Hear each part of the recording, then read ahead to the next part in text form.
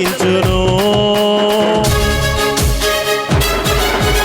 ఒంటరి వారిని వ్యవస్థగా వృద్ధి చేసే దేవుడవు.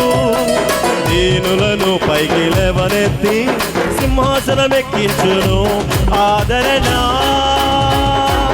ఆశ్రయము నీవేగా మాకిలలో.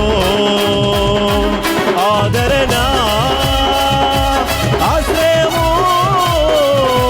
నీవేగా మాకిలలో.